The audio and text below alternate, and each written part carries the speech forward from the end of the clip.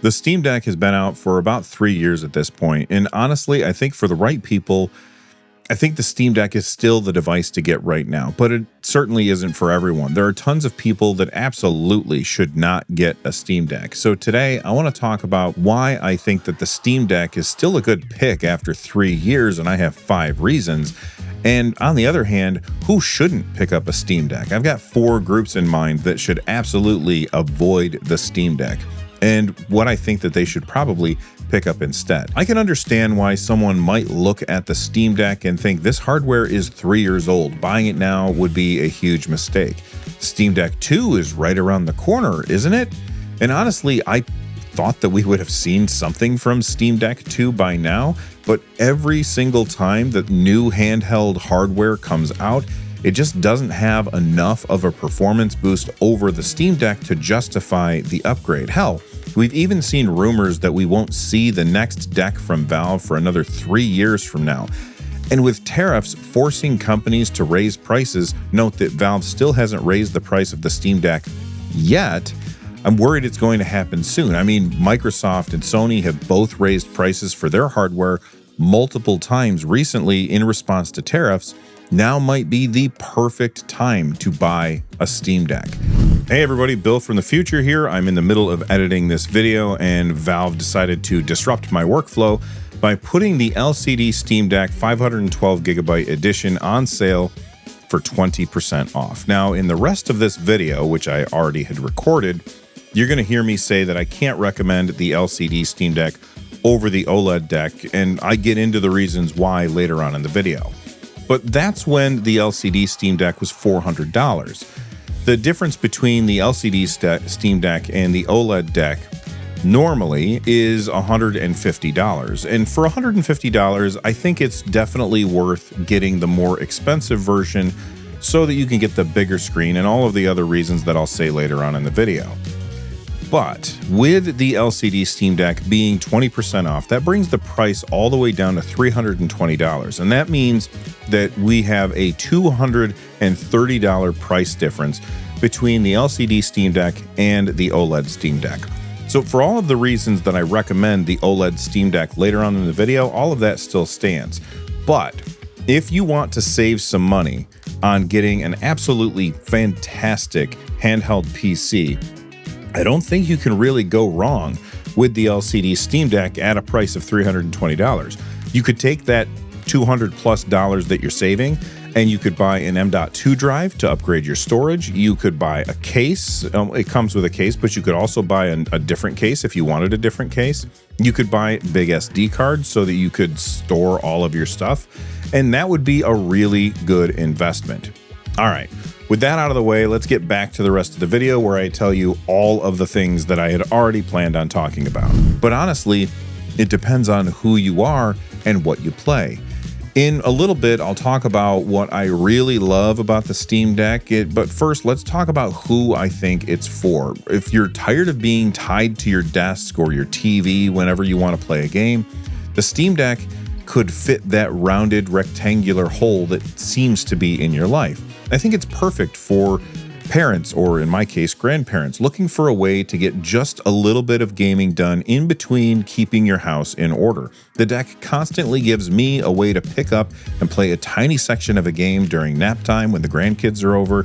I grab it when I have a video rendering or uploading and I can't really accomplish much else at that point. And it's a perfect way for me to get little bits of gaming in between all of the other things that I have to do. I also think it's great for people that travel a lot. Sure, you can get a laptop, but then you also have to pack a controller or a mouse. And if you're on public transportation, playing on a laptop is kind of a huge pain. It's much easier to just hold a device in your hands and play, especially because gaming laptops are usually really big and they need to be plugged into a wall in order to get any real mileage out of them. That said, if you already have a gaming laptop, I don't know that I would recommend a Steam Deck for you because now you're just dealing with 2 portable options. Yes, one feels a little bit more portable than the other, but at the end of the day, they're playing the same games essentially. The Steam Deck has been around for 3 years and it's showing its age. It's getting long in the tooth, and I get it. If you want to play the latest games, it's not quite cutting it. But just because something is getting old doesn't mean it isn't worth having around. Before the Steam Deck launched, my go-to device to play games on was my Nintendo Switch. Why? Well, I could play it on the TV, or I could take it out of the dock and take it with me and play wherever I wanted to in the house. It had loads of different indie games that you could get dirt cheap. But then Valve announced the Steam Deck, and immediately I talked to a friend of mine named Lloyd, and we got together. We started a Steam Deck podcast about it because I was a huge fan of Valve's previous attempt at gaming hardware, specifically the Steam controller. And yes, I do think that the Steam controller is good, even though it feels cheap. It doesn't have a D-pad. It doesn't have two sticks.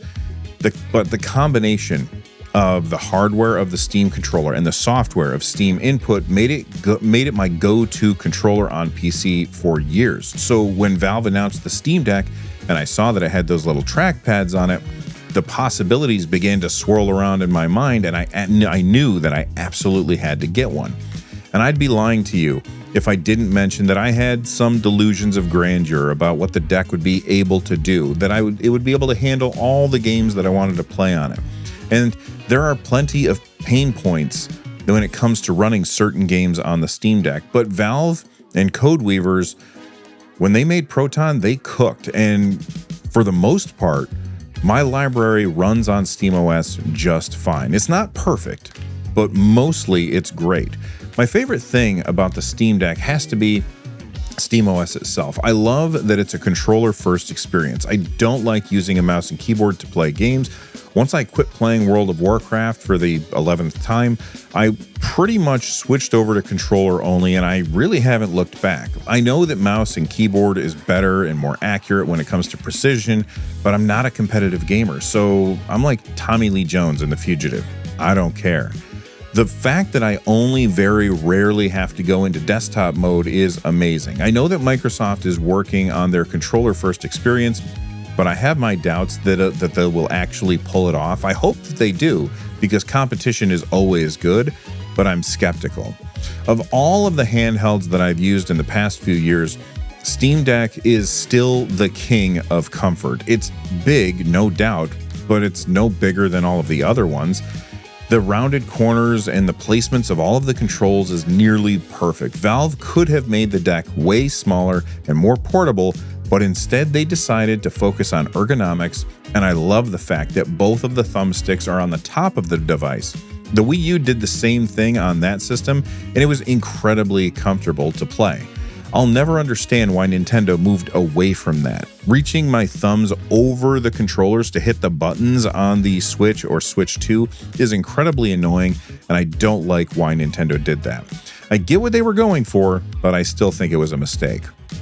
When the deck was first announced and I saw that the D-pad and face buttons were side by side with the thumbsticks, I was really skeptical about how that would feel. But I'm here to tell you, Valve was right. After 3 years with the Steam Deck and countless other systems here in the NerdNest, the deck still takes the gold when it comes to comfort. Some of you might be thinking, which deck is he talking about at this point? There are two different Steam Decks, the LCD version and then the OLED version. I don't think that I would recommend the LCD version to anyone at this point. It's fine, but the OLED has a larger screen in the same form factor. It goes up to 90 Hertz and is very easy for end users to set pretty much whatever refresh rate that they want when they're playing their games. The OLED is a crazy good screen. It has HDR. Now, somebody might say that there are better OLED screens out there. Hell, the Lenovo Legion Go 2 has OLED VRR, which is crazy, but that thing's $1,350, so no thank you. The only thing that the LCD Steam Deck has going for it right now is the fact that it's only $400, which makes it, I'm not going to say definitely, but probably the cheapest handheld PC that I know of. It's even $50 cheaper than the Switch 2. That leaves the two OLED versions, which comes in two tiers. So of those two, which one is the right one? Again, it depends on who you are. I'm going to come back to that question in a little bit, but for now, I want to keep talking about the reasons that I think that the Steam Deck is still a good buy.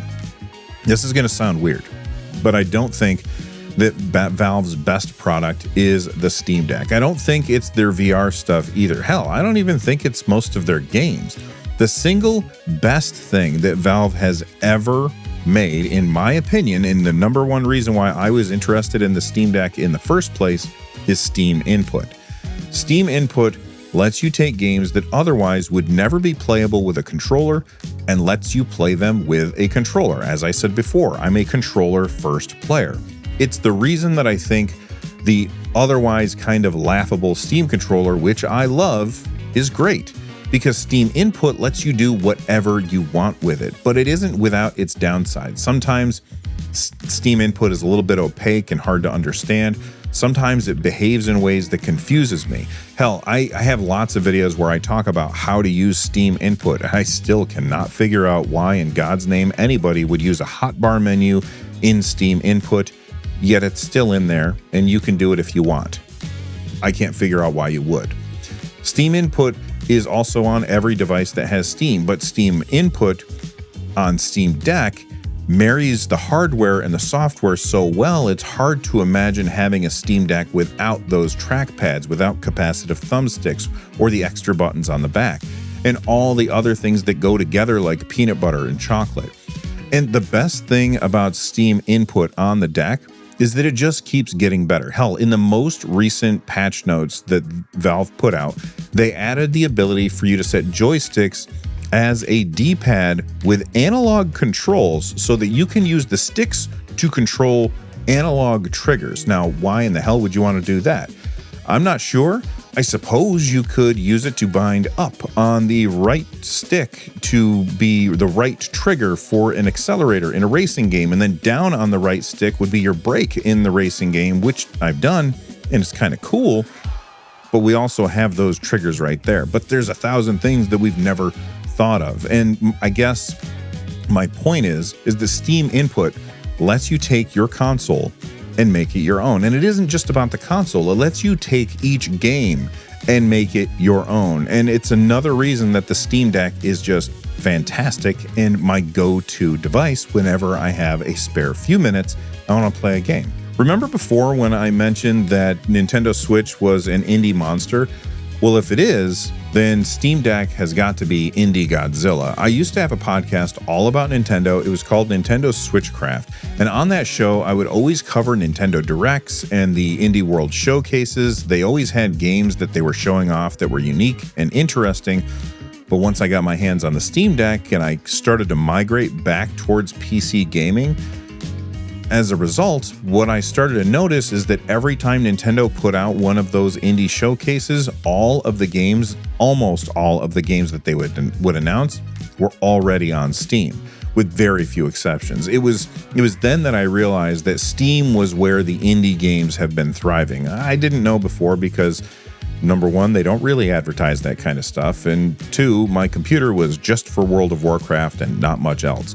All my other gaming was done on console, and Switch was where the indies seemed to be, only that's not the only place that they are. They're also on Steam, and Steam Deck plays them fantastically. When it comes to indie games, Steam Deck is the peak. Most of them aren't super demanding games, and they look amazing on the 800p 7.4-inch OLED screen. The art just pops off the screen. So, if like me, you always kind of thought of your Nintendo Switch as an indie machine, check out Steam more often. I think you're going to find that the Nintendo Switch is great for Nintendo games, and it's good for indie games. But if you really want to swim in an endless ocean of new and clever ways to play games, then Steam is where you want to go, and it's the best experience for Steam is on Steam Deck. Okay, I just spent quite a long time talking about who should get the Steam Deck and why I think that the Steam Deck is awesome. And if you're thinking, yeah, I should get one at this point, don't buy one yet. Let me tell you who shouldn't get a Steam Deck, because you might realize it isn't actually for you. And I think that there's 4 groups that should actively avoid picking up a Steam Deck. Let's talk about those 4 groups and what I think that they should get instead. Starting with fans of Game Pass. Microsoft Game Pass is essentially their new platform. Xbox is dying and Game Pass is Microsoft's future. Some people are happy about it, some people hate it. Personally, I can see its value, But the fact of the matter is I don't use it nearly as much as I should, and it's money that's just leaving my wallet for no good reason. There are two versions of Game Pass, Xbox version and the PC version. I'm ignoring the Xbox version for right now because we're talking about PC stuff at this point. Let's focus on the Steam version, or on the PC version. Game Pass games on PC are UWP apps or GDK apps, and neither of them are really compatible with Linux. I'm sure that there's exceptions, and people will let me know in the comments down below, but if you really like Game Pass, I don't think you should be getting a Steam Deck. Sure, you can run a few of those games, specifically some of the games that are on Battle.net. I'll leave a link down below that'll show you a tutorial on how to easily run Battle.net games on your Steam Deck locally without having to stream them or anything like that. But that works for now, and I wouldn't be surprised if later Microsoft breaks this functionality in some way, either by accident or on purpose. So if you're a Game Pass user, you might be better off with a Windows handheld. Unfortunately, if you're buying a new one, they tend to be more expensive than the Steam Deck, and the day-to-day of using Windows on a small screen is a massive pain in the ass. That said, Microsoft has been working on improving it. Like I said earlier, I'm skeptical, but I hope that they really make it great because more competition is always a good thing. All right, the next group is people that love Nintendo games. I am one of them. I think Nintendo makes some of the best games ever. My favorite series of all time is Breath of the Wild and Tears of the Kingdom. Those games are masterpieces, and they are amazing on Switch and Switch 2. I think if you are somebody that loves the games that Nintendo puts out, then you can do that and also hate the anti-consumer things that they do on a regular basis. Two things can be true at the same time, everybody. You absolutely want to get a Switch 2 instead of a Steam Deck because the Nintendo games are only available there. Every time I talk about Nintendo, I get comments that say just emulate Nintendo games on Steam Deck instead. I don't tell other people what to do with their lives, but for me, if I want to play a Switch game or a Switch 2 game, I'm just going to get it on my Switch 2. It's easier that way. Plus, I don't pirate games for current systems. I want to support the companies that make the games that I like to play, even if sometimes those companies do things that I am not a fan of. Again, two things can be true. The Steam Deck is awesome, but it's also a handheld, and handhelds have to make compromises in order to be handhelds. They have to do a lot of things, and they have to take a lot of things into consideration that other devices don't really have to worry about. They have to consider battery life, weight, heat, portability, comfort. All those things add up to restrictions that engineers have to take into account and try to overcome in order to make the best device that they can with those restrictions in mind. Handhelds have a hard time running power-hungry games because of those restrictions. Sure, you can run these games on handhelds, but usually it's a pretty compromised experience. And I've seen tons of posts over at the Steam Deck subreddit where people are playing brand new AAA games on their device and they are happy with them, and that is awesome. But in the 3+ years since the Steam Deck came out, the games are just getting more and more demanding. The companies seem to be spending less time on optimization and just expecting to either rely on frame gen or brute forcing the heart with more expensive hardware to make games run at acceptable frame rates. Of course, what one person calls acceptable, others would call abysmal. So I have a really hard time recommending AAA gamers to pick up the Steam Deck. If you're very sensitive to frame rates or frame rate dips and you love playing the brand new biggest games out there, the ones that are more expensive and, giant open world, huge games, I think you're going to be in for disappointment on the Steam Deck. I honestly think that at that point, you're better off just sticking to your TV or your desk whenever you play games so that you don't have to deal with the compromises that come with being on a handheld. But if you're dying to play a game in handheld, then I think maybe the Switch 2 is probably the way to go. Devs will put more work into optimizing their games for Switch 2 than they will on PC. Not always, but most of the time that's what's going to happen. A lot of times PC games just get the PC patch out, and it's usually pretty abysmal with how it performs when compared to on console.